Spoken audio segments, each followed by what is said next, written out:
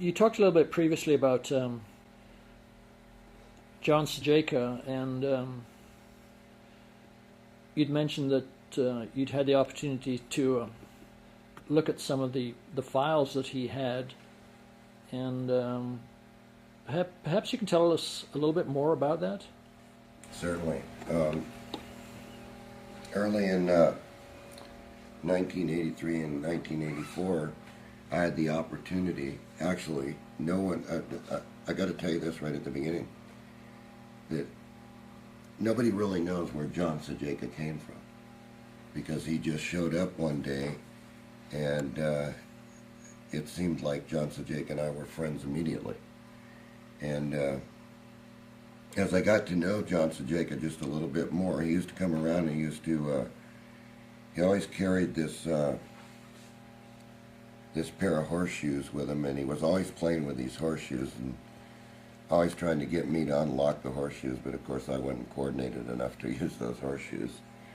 But he was a strange character, and like when we were talking in the restaurant earlier tonight about this, Rhonda, my wife, didn't care for just two people in my life, and one of those two people were. One was John Cejka and the other was Ron Cole. And why, I have no idea. She just didn't like these two individuals, so she was around during certain things, but not all the time. But one night I was called on the telephone by John Cejka, and I was told to go to a certain address in Canoga Park. And so I just got in the car and went there. And I'm going to tell you all something. I walked into what looked like a normal building, but when I got inside this building, I'd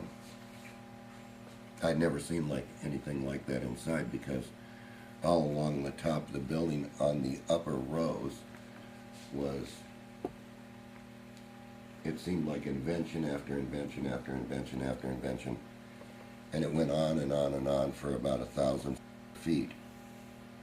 And what was on that shelf were things like magnets that picked up gold coins,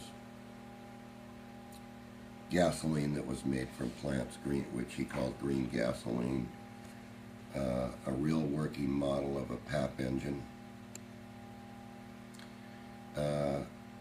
coils that I've never seen that were conical shaped, almost like a Tesla coil, but much steeper angles than that, which were all resonant at a certain frequency. And I paid very close attention to one thing when I walked in there, and I said, "John, what's that over there on the wall?" And he said, "Oh." And I walked over to the wall, and now I'm telling you, for 1,000 feet, there was this chart, and it was basically laid out like this here. And on the chart, he said that, and it had all these little lines like this on the chart.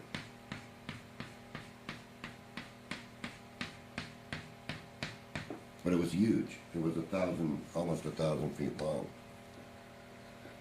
Because it was quite a big building. They were producing water gasoline, where I didn't really understand what they were doing, because I wasn't in the gas business, but I can tell you that they had a water fuel where you could actually take a garden hose, and once they dumped the catalyst in the tank, you could just put the garden hose in there and fire up the truck, and it was gone. Full tank of gasoline. And was this the Angas one, or the? It was called Anafuel. Anafuel. And was it actually gasoline, or was it? Yeah, just it was actually gasoline. It smelled like gasoline and had the same color as gasoline. And this plant was producing a lot of fuel. Mm-hmm. This is the one where they used the styrofoam? Yes. It was a styrofoam gasoline. Of course, I never knew what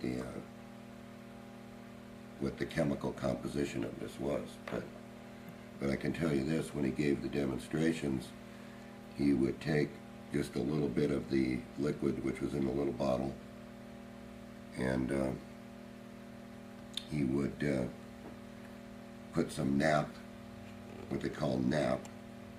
He'd put a little bit of nap, and he'd add the catalyst to the nap, and then the rest was water. So if the jar was this, say this high, just the mixture that they put in it was about this high, and then the rest was water, and it was gasoline. He would take that, and they had a Briggs & Stratton engine there with an empty tank, and he would dump that in the tank, and he'd turn the choke on, give the thing a pull, and it'd fire right up. And when I asked, you know, how can you run that engine in here, he says, because this gasoline takes the CO2 out of the air and pulls it down, and it falls down to the ground. So whatever the engine was doing, it was coming out clean burning. There was no oil, there was no smoke, there was no smell. So anyway, I want to backtrack a little bit here. I started asking John, what is this chart? And he said, well, go over there and look. And so I went over there, and it showed where time started on our time scale. And then it went on and on and on, and it got up into somewhere in here, and 2001 was about here, or 2000. And there were little pictures underneath the chart. And I know that most people are going to find this hard to believe, but all along this chart it said who the presidents were, whether they were assassinated or not assassinated, what the year was going to bring as far as food for the world. And, you know, when it got up into, because I was in 84, I was back here somewhere. And when I got up here, it said that the world was in a chaotic condition, basically, at 2000. And it showed war and war and war and war and more war. It also showed that it named the presidents by name. It showed Reagan, it showed Carter, it showed Reagan, it showed George Bush Sr., and after that it showed Clinton. It said the Clinton years right in here somewhere.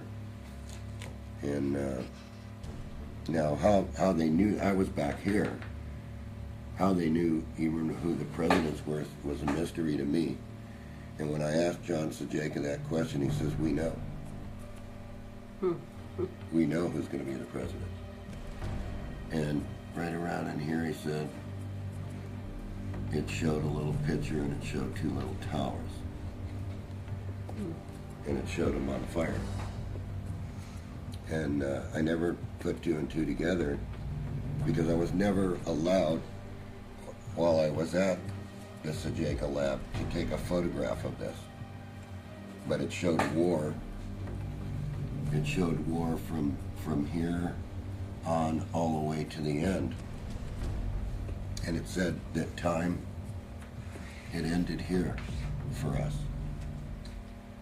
And if you take this scale, if this is 1984, and you just look at this from here to here, this must be 2036 or 2034 or something. But it said it ended there, and it ended in disaster. There's nothing went on past that. And I never really paid attention to after this, but I thought it kind of funny when it said, you know, here's Reagan, and then Bush was going to be the next president. And I said, how do you know that? I kept saying that to him, and he says, we know who all the presidents are going to be from here on up.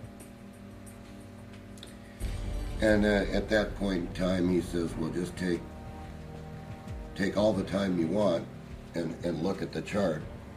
He said, but that's all I'm going to answer. And that's all he did answer. He wouldn't go any further than that. But he said that they knew what the future held all the way to a certain date. And so it was easy to make the chart. They could go forward, they could go backwards. And as I got to know John Cejka a little bit more, John Cejka started to open up, and one day he came over with a notebook, which you see many notebooks around the table here. And he said, come here, I want to show you something. And I started to look through the notebooks like this. And I said, well, I've never seen anything like this. You know, it talked about ESP machines, it talked about aluminum car air batteries, it talked about things that should have happened. And I said, well, gee, can I copy that and study it? And he says, you got 1 hour.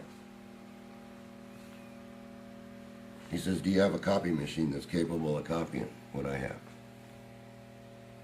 And I said, no. And he said to me, he says, well, let me tell you what to do, John.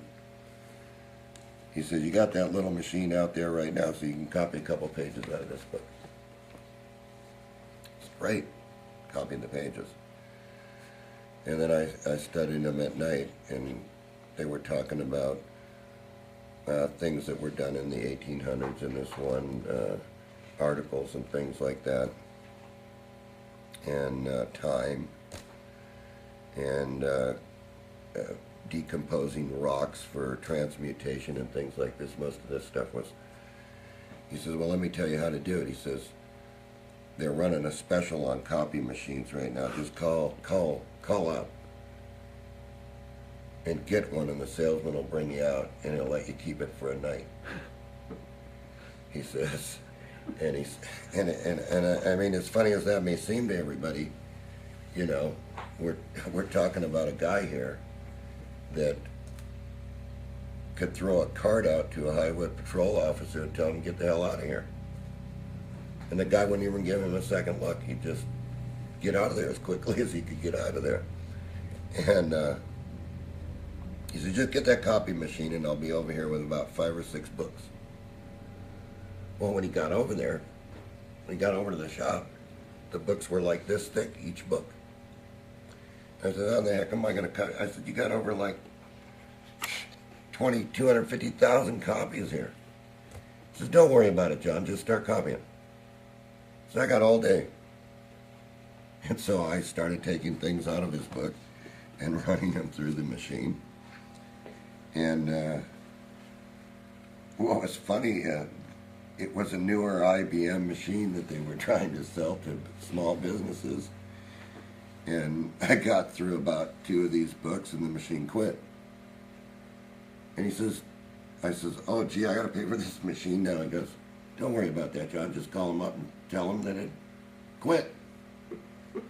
And then you couldn't evaluate it. Right? I mean, you know, I got 100,000 copies on a machine, you know, or 200,000 copies, and the machine breaks. Of course the machine breaks, right? So this was one of the funnier moments with Cejka. And he said, just call the guy in the morning and tell him to bring over another machine because this one broke down. And so I called the guy up and he says, what do you mean it broke down? We haven't had any problem with these machines. I said, well, this one quit while I was copying. You know, I myself never had a copy machine. I had one of those little, what you would call the dry transfer paper where they came out on the rolls, right? And it looked like chicken scratch when it came out. And I called this IBM guy up and he came right out and he says, he goes, you didn't tell me that you're going to run 100,000 copies or 200,000 copies through this darn machine. You know, and I said, well, the machine shouldn't fail. Right? It's only, you know, 10 or 15 reams of paper that I put through the machine. So he says, so Cejka showed up, and he said to the IBM guy, he says, well, just bring another machine. What do you care? He said, you're sampling the machine, you know, a company can't buy a machine that doesn't work or breaks after so many copies. And so the guy left. The guy went and got another machine. He came back and he left another machine. And of course, that machine quit too. You know, and I copied what I could here. You know, and these are the Cejka files that he had in Chatsworth, California. These are all files from John Cejka. And I mean, you know, you just don't start copying, you know, and start getting books this thick, you know, that without breaking the machine. So I started copying all I could copy, and I started studying these books at night, and I've come to realize that our physical science, as we know it in electronics and electricity and everything, is just totally backwards. And that other projects were going on, and that they had all this information, you know, so it kind of makes somebody wonder, who was this guy, you know? Talking with Johnny about his relationship, he told me that there wasn't anybody that reminded him more of himself than John. And I think he really relished the time that they were together. And I think it was a case where he was very excited that he had met somebody that understood what he was talking about. And of course, John was talking at that time about free energy, and of course, my brother was really interested in that. And of course, he saw the first prototypes that Mr. Bedini was making, and he was very impressed. But in true reality, John Cejka was John Cejka, and he could demonstrate where physics was wrong in all these things. Like, and he says, John, he says, you know, the future is going to hold electric cars, he says, but they buried that. And like as an example, Pat, if you'll read that, what's it say there? Aluminum air battery development toward an electric car. But like, try to zoom in just a little bit and show the battery. And see, it's an unpublished paper because it's like a company demo version. And look here. I think I drew a portion of it somewhere in one of our things, but see, it's an aluminum wedge. And that wedge goes right down in there, and you just drive into the gas station, and you change the aluminum wedge, and away you go for another 300 months. So they already had the electric car. They already had it. Right. They had it back then. And they knew that it was going to be real important in the future because fuel was going to be a problem because this is like endless war, according to Cejka. So, and then the other thing that they knew about was they knew about time. You know, and I think you can see that right over there, Pat. This one? That it's an unpublished, yeah, I think it says unpublished. Possibility of experimental study of the properties of time. Can you say that again? Possibility of experimental study of the properties of time by N.A. Kozyrev. Kozyrev. Yeah, it says, what does it say right up there on the release? Unpublished article, Pulkovo, something in Russian, September 1967. So they already knew about time travel back then. And that's an unpublished Russian article. Yes, It's which an nobody unpublished has. article, right. So how would they get an unpublished Right, Russian? how did, unless they were all together and they just thought that they can convert me into doing something, you know, is working for them. Because John Cejka had the unique comprehension, and I gotta say comprehension, of knowing people that could do it. You know, so I guess you could say that I was pretty fortunate, like in a couple of these things here, This one? Like this one here, he's doing transmutations, and these are actually this his one? note. Right here, actually his notes. Ranisotorium. Yeah. And if you flip a couple of pages, Pat, you can see on the left-hand side it says ruby gold. Something to gold. Yes, ruby to gold. Ruby to gold. And how to do it. Mercury, tin, metal. Right. Something rubies. Yes. Ruby to gold, how to make an electrical conductive crystal ruby to gold. And we're going to cover that. You know, we're going to cover this in the DVD where we talk about making these crystals in the oven. Okay. But that was the original. Now, John, I got to say that John, whose writing is this? that's John Cejka's writing. So wherever he got the information, it's written right there. It says tin makes platinum. Yeah, tin makes platinum. Now, okay, What makes mercury? Something. Yeah, carbon or something there. Converts to crystal something. Right, so, and it says all done with a red powder. You know, this was a red powder. So, being as inquisitive as I was, I had to try it all. So, I mean, I went through these books methodically, and I've tried just about everything that John Cejka said here. And it sure does work, because I was able to make sound generating crystals and things like that were ruby gold. Rubies is saying that they were growing mites in what year there? 1837. Yeah. And that they knew all about that. And as you go through That was these, biogenesis. yeah. Can you back up? Let me. Yeah. Andrew Cross. I'm Andrew going to go Cross. to the other side for a minute. Genus Acari. Yeah, and I think you're going to find in here. Tom Bearden has written about him too. Mm-hmm. And the same as the Urey Fox Miller experiments in San Diego proved that as well. And then Faraday actually went to the Royal Society and backed up the fact that Andrew Cross was making living entities in the lab just by sparking. Yeah. Now, Tony, if you can get the camera over here, and Pat, if you could come to for a second. I don't have my glasses on. Could you read what's...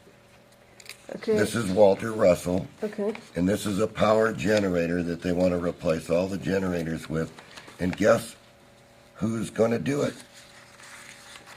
Raytheon. Okay, yeah. And it says right there in the correspondence.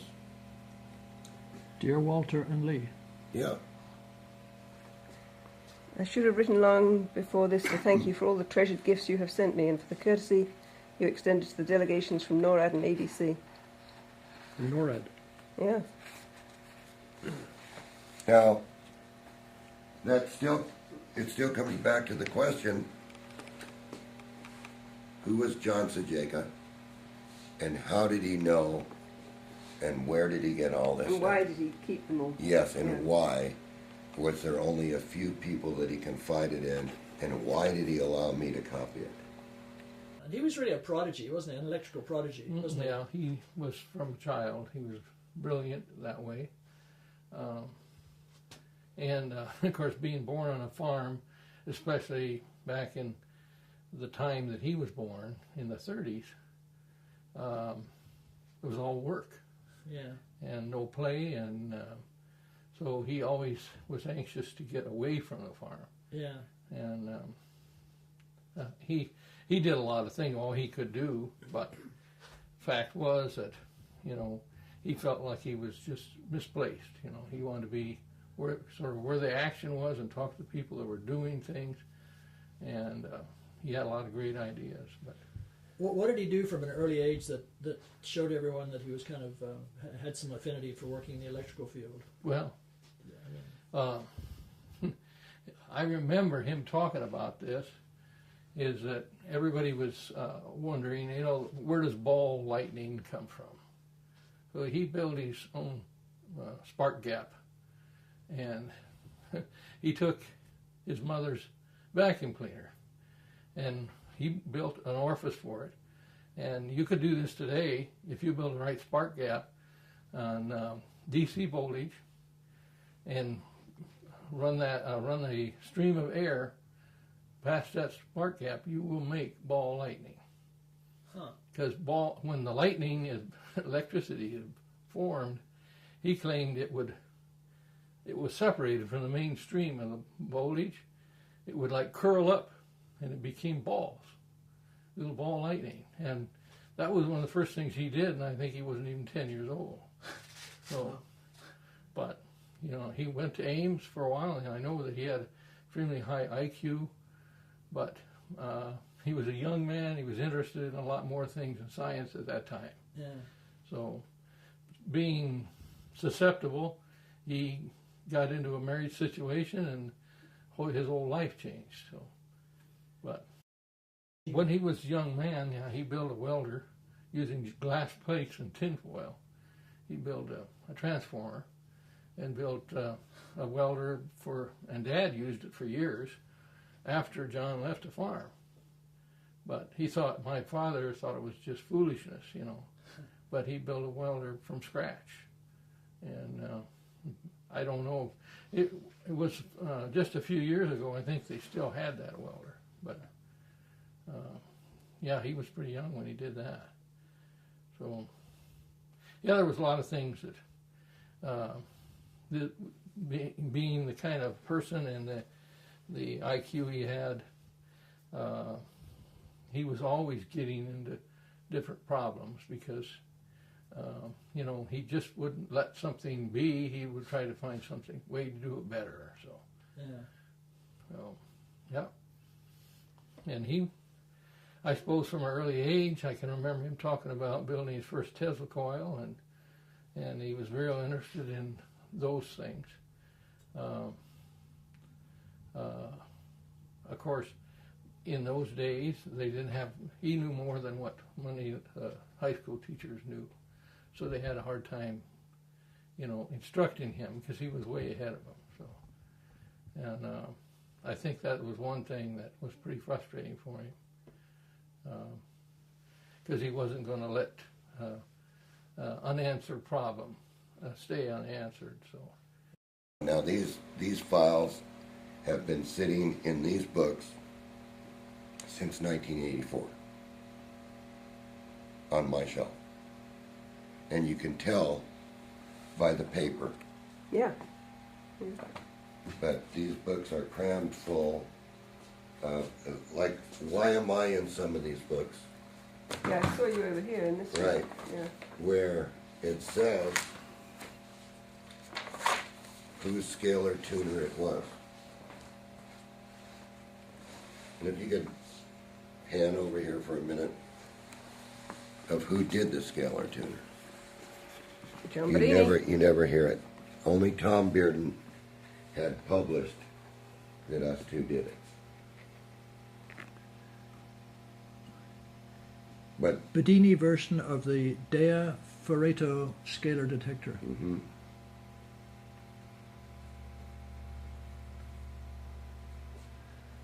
So that was Cejka's file on Bedini. Yes. And there's a few more in these books that he had on me.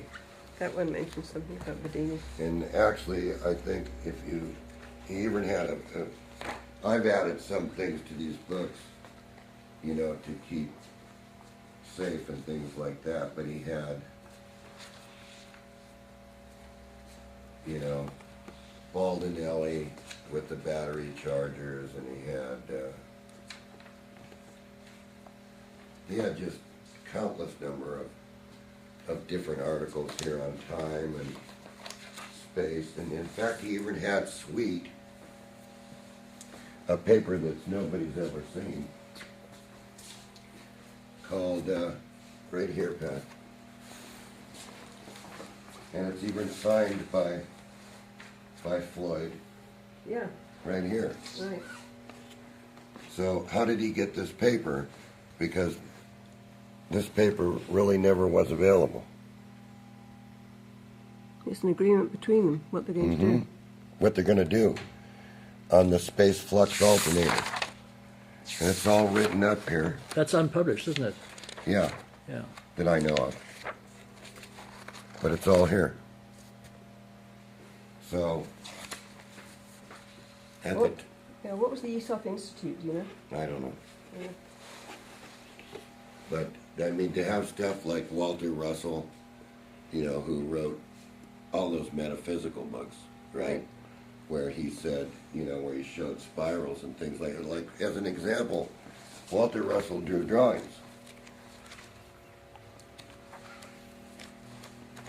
And I kind of think when we go through the G-field generator in one of the tapes, that you're going to see that I drew basically the same thing when the G-field was running. In fact, Yeah. you mentioned that to me, Tony, Yeah. that it looked very similar.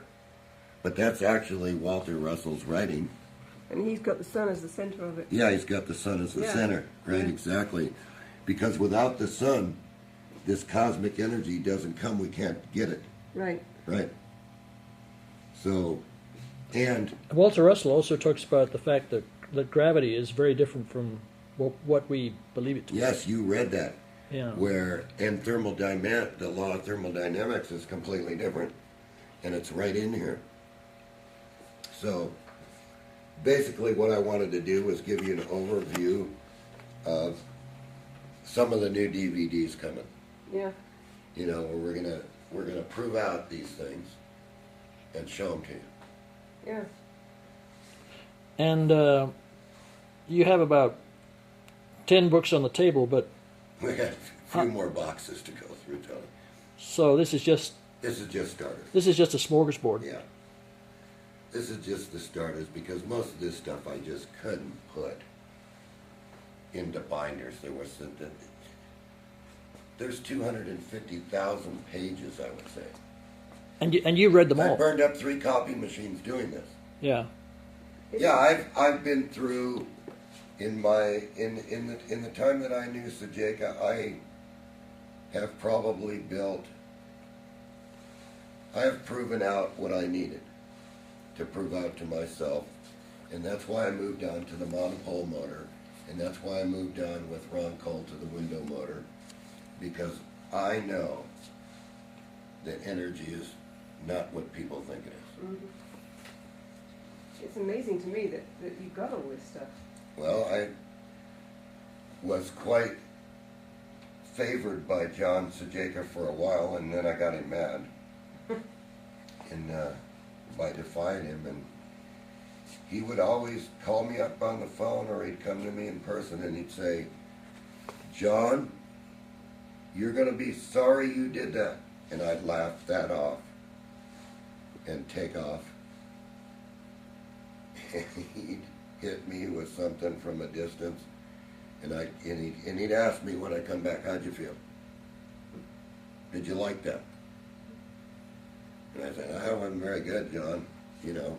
And he did it to me when I went down to visit Tom and Pete Kelly. And, you know, he told me exactly what he was going to do to me on the phone, and I'm going to tell you, I'm not going to say it on tape. Because it was the worst time that I ever had.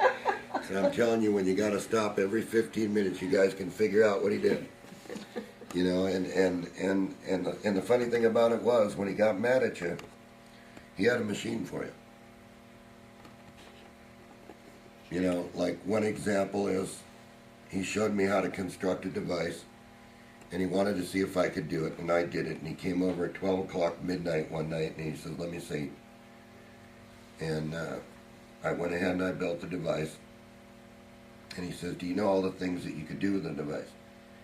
He said, "You can change the weather, you can cause sickness, you can cause healing, you can just do whatever you want to do." You know, now he gave me a simple set of instructions, and I think that was to more or less save me. You know, to because he had one. Mm-hmm. And so one day I was playing with a machine and he was sitting there and I said, well, John, what if I just go get my hands wet? And as Rhonda told you tonight in the restaurant, that I went and got my hands wet and I sprinkled the water on it, right? Mm-hmm. And a storm came out of nowhere and it just was raining to where we had somebody coming. And the guy says, what the hell's going on here? He goes, it's not raining anywhere else. It's just raining here, but it's raining quarter drops. And his windshield wipers wouldn't Yeah, his work. windshield wipers wouldn't work. Nothing would work. And, of course, my brother said, how do I stop it? The roof's going to flood. We had a flat roof. Oh, God. And there was a retaining wall around the roof. And the water was coming in through the air conditioning ducts. And I'll never forget it because we did some healing. We did a lot of good with the machine. We healed a lot of people with the machine under John Cejka's instructions, which he seemed to be able to get away with anything. Mm-hmm. And as an example, we're driving down the highways doing 95 miles an hour on the highway, and the highway patrolman comes up behind him and stops him, and he says, this guy's going to waste my time. And he took a card out of his wallet. In fact, Gary told the story today, Tony, to you. He took a card out of his wallet and he threw it at the highway patrol officer and he says, get out of here. The highway patrol officer picked up the card, looked at the card, threw it back at John Cejka. John put it back in his wallet, which he carried up here. And he says, now you've wasted my time. And he just continued to go 90 miles an hour the rest of the way. And these are things you don't forget because, for example, he collected stuff on orgone generators here. Yeah, I saw that there. Yeah, and where they're talking about boxes that you sit in. And see, this is all his writing. So he must have went and seen this in operation.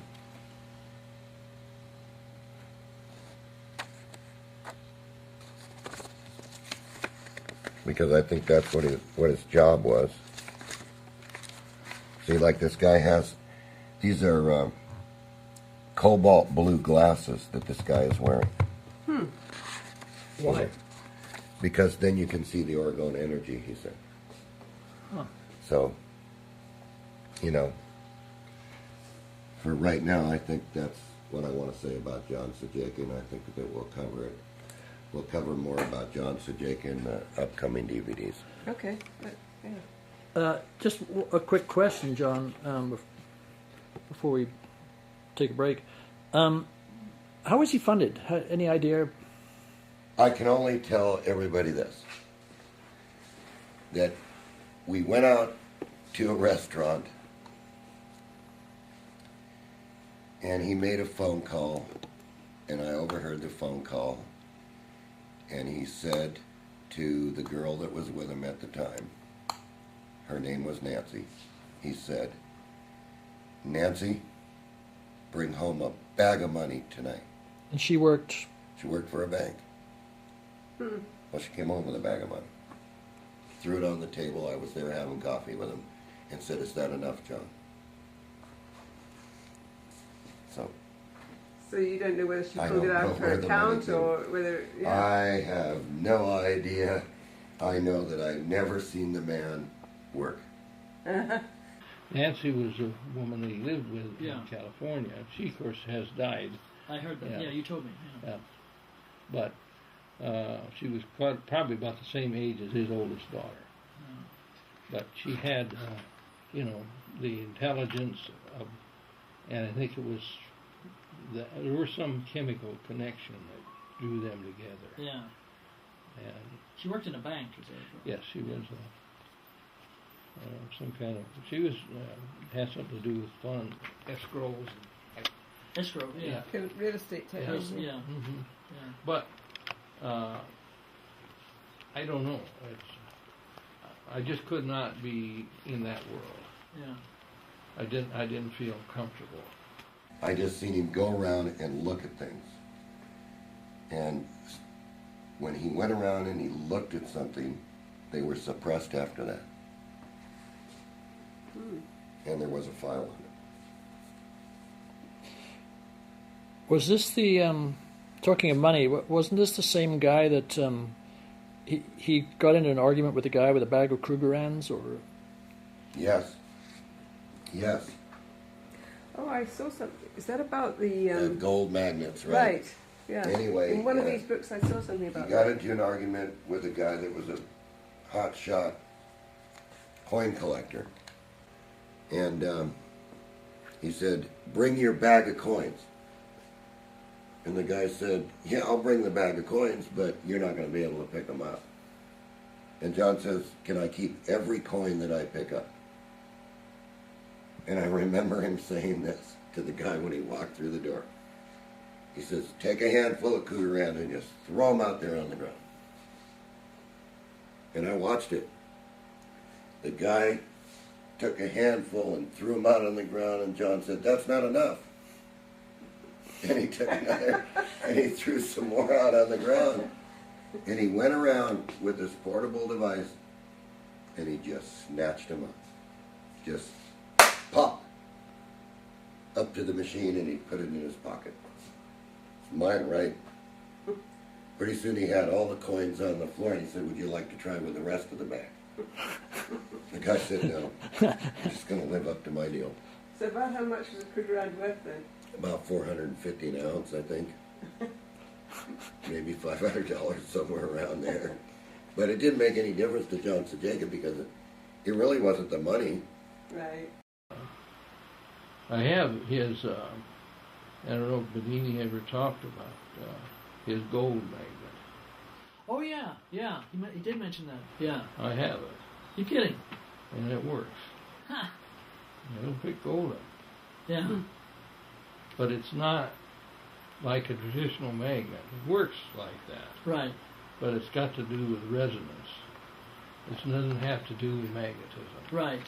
Yeah. And or traditional magnetism. Right. But I did keep that. I found that and preserved it.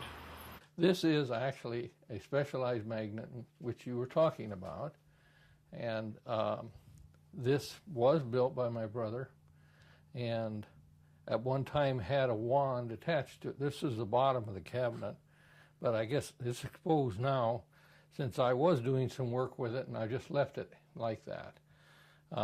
The fact is, it does get very hot, and the cabinet it was in was too much for it. So we had to take the cabinet off of there. But it will pick up gold. It does have the problem of getting very hot, but the other problem is that it seems to, if you're in the proximity of it for very long, you can get ill from it. And I don't know if it's doing something to the molecular structure of the blood, but that seemed what my brother thought. And I couldn't disagree with him, and I cautioned him about using it in nature where you are exposing the microbes in the environment to a maybe altering factor, which could change their genetic makeup. So, with 99% of all changes that happen genetically are fatal to the species. Yeah. And so that's why I think he dropped it using that for that point. But there was an attachment that went with it, was there? there was a cabinet that went over the top, and that had a attachment that went in and hooked up to the magnet. Now I can't even tell you. There's some loops here that fit underneath here, which I think was used. That's what was powering the wand. But because you have the reverse side of this magnet that would work as good as this side, it's going to be both sides, So would that unit itself pick up the metal, Mm-hmm. or the wand, or both? Both. Okay. Yeah. And it's simple. It's the configuration of the core. It's not a hollow core. So it's not an air coil magnet, electromagnet. It's this core, this tuned coil inside this coil is what makes it work. And of course, the power that's going to it has to be a certain voltage. And those things are the two triggers that makes this work. What kind of voltage does it? It's using 70 volts DC. Okay, pulsed or direct or? Direct. Just 70 volts Yeah. DC. That's what I got this transformer here for. Right. And just a simple transformer, and it does work. I guess I'm cautioning you about it because I don't want to expose anybody to something that's highly experimental. Right. But and you worked on this with John. yeah, I worked on it with John, and he showed me how he put it all together, Yeah. and how he made it. So I was involved in that much of it.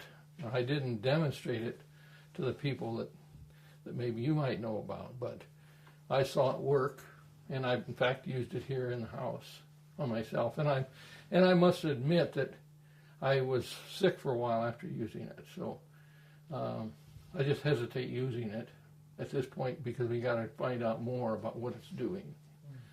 Where did you and John get the idea or the underlying principle behind this? How did that come about? Well, John, he was always looking for enterprises, and he was actually told about the possibility that this magnet could be built by a friend of his. And this friend, and I can't use his name, he's still alive, I don't think he'd want me to use it, but this friend said that he knew that it was possible to do, and that somebody told him that should be built in such a way. And John kind of built it as a challenge because he didn't think it would work, and it did work.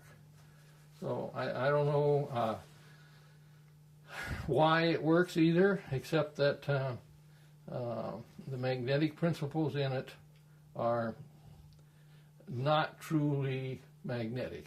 In other words, it's a resonating magnetic field. And it produces quite a vibration, quite a hum to it. I don't know, it's in its crude form here, and I think it could be refined quite a bit. Did he just have the one model, or this is it? This is the only model. Yeah. And this is just on there because, like I said, the cabinet's been removed, and it's just shielding the coil and the works underneath there. And it's nothing fancy, but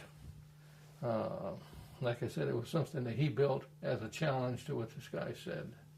How long did it take to build it, to get the bugs out of it? Well, I think that he had a problem building it, not from the standpoint of the functioning parts of it. It was the voltage, and the voltage on this is key to making this work.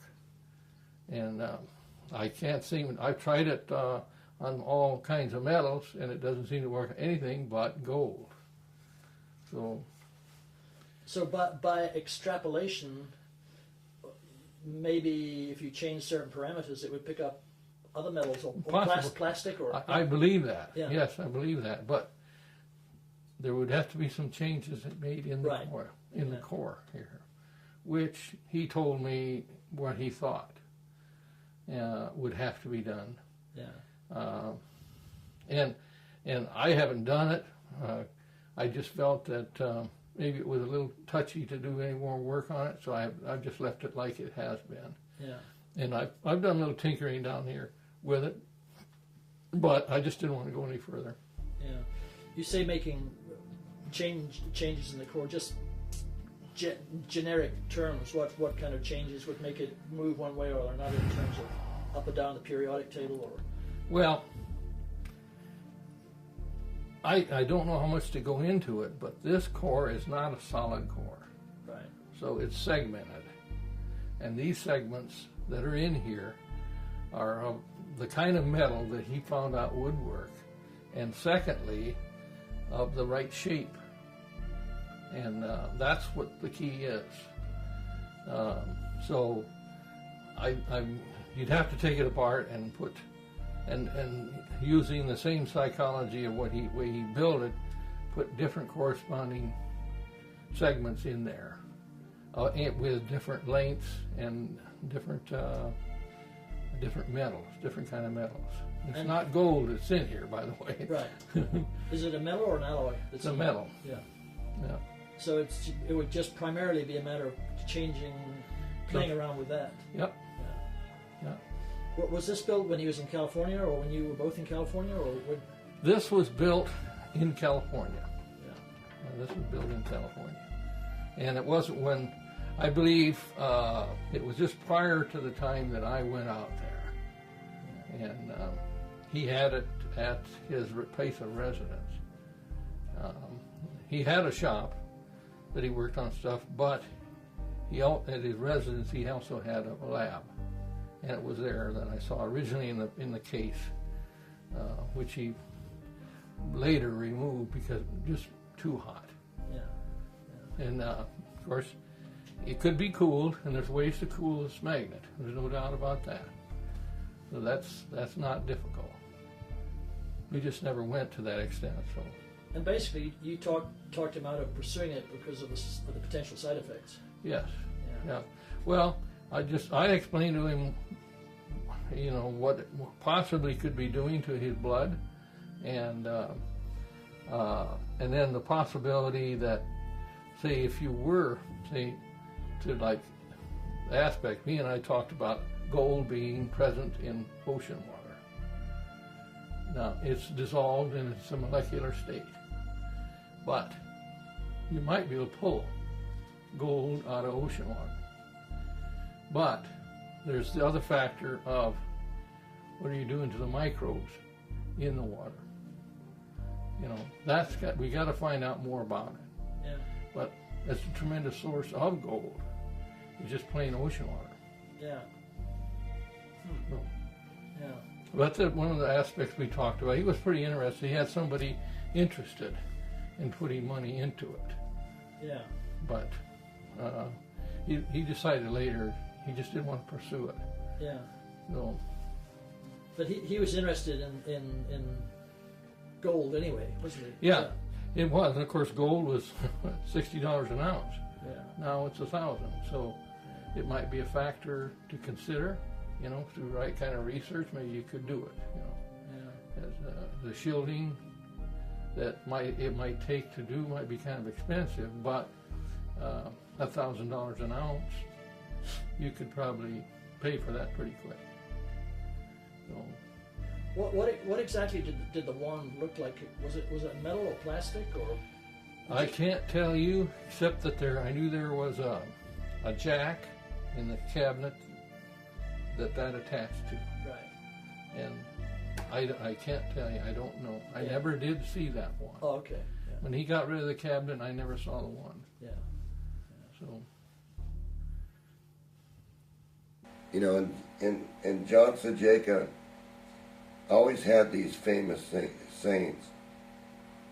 Little things like, you'd see that two countries would be fighting between each other. This country would be Christian, and this country would be Catholic. And he would say to me, he says, look, John, they drag their crosses into war, and they're fighting with the same God. He would say things like that. And I kind of would look at him because I was brought up religious, and I would say, well, wait a minute, the guy, he's not really insulting anybody. He's just saying, onward Christian soldier with a cross. Right. Right? And what are they fighting for? They're fighting this. It's the same God. My It's God's different. better than your Yeah, my God. God's better than your God. And it just blew me away about the things that he knew. He knew what was going to happen in the future before it happened.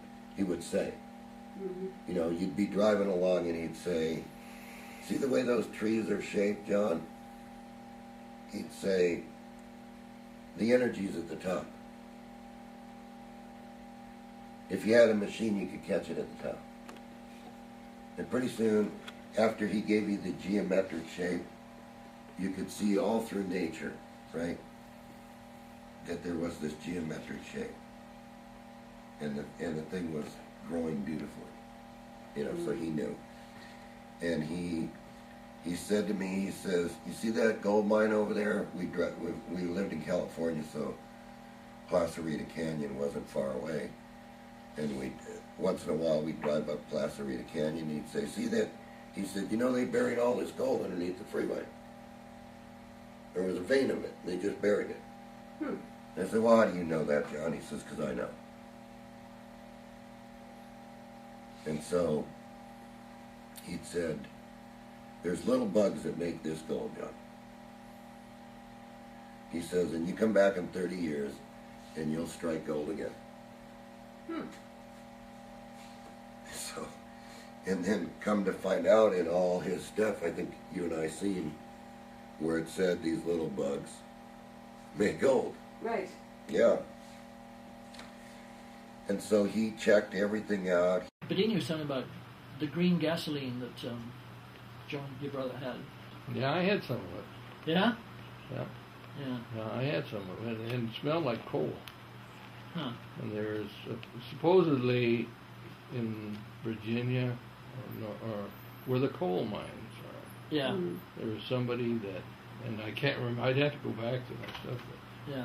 there was a little German that got that green stuff from a Martian, Right. and it was made by coal, and Yeah. from coal. And John got, I don't know how he found out about this guy, but he went to see him, and he found out the guy had a process to take coal and refine it into a liquid. Right. And I saw pictures of it and formulas and stuff like that. Yeah. And I don't know, they never became my possession. Yeah. But, and John, he tried like a lot, very hard to get hold of those formulas.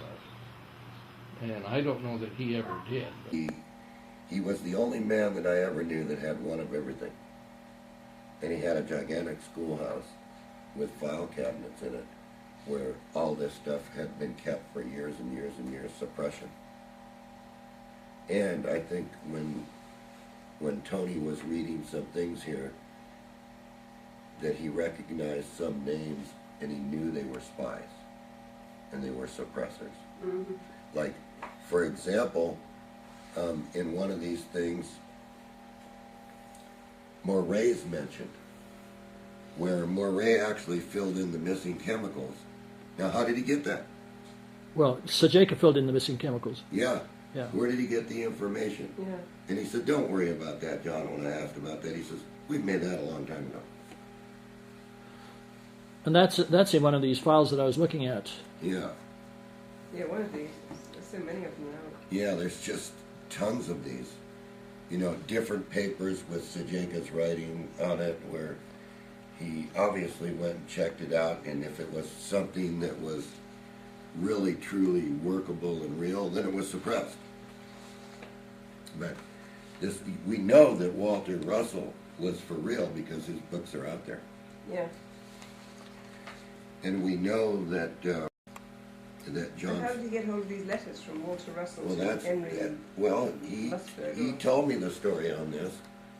He told me that he went to visit Walter Russell's wife. Oh, she must have given him to him. Right? It's very nice of her. Yeah. And so, and I mean, we're talking, you know, she was a beautiful girl. And, You're saying he was a sweet talker? well, he must have been a pretty darn good sweet talker because he ended up with that file and nobody else has got that file. Right. I wasn't there for that meeting, or, but he did tell me he had met with her, and I know she shared some things with him and some of Russell's journals of what he did, but I don't have them. Nobody's ever seen that. But, I mean, you can read it here. I think Tony was reading it here. If you just read a little bit of it, Pat, where it talks about, they say right in here, nature, you know, science is wrong.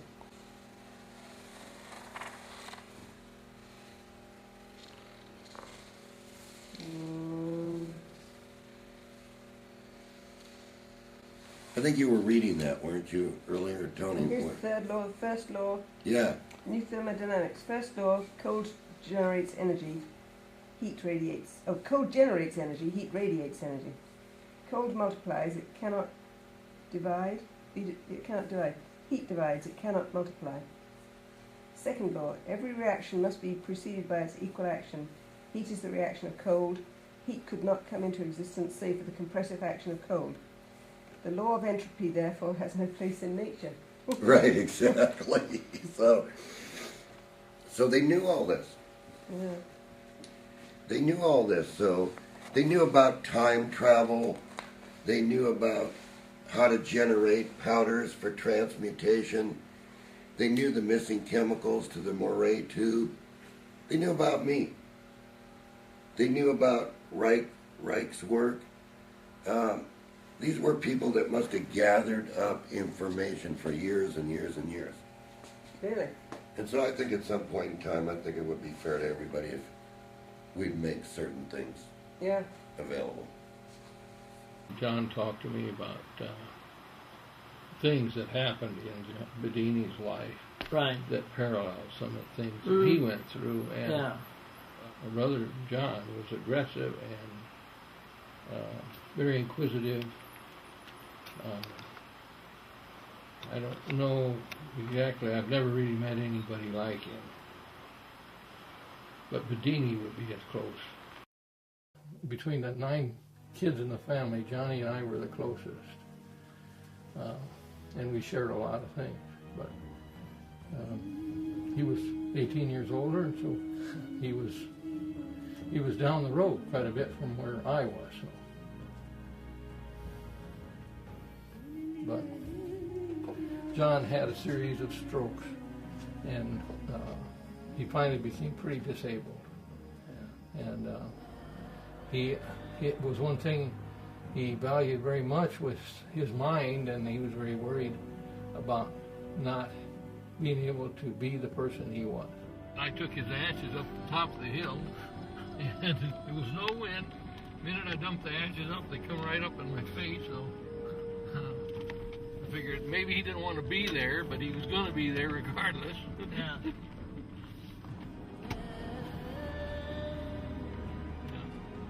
Corn, as you know, is a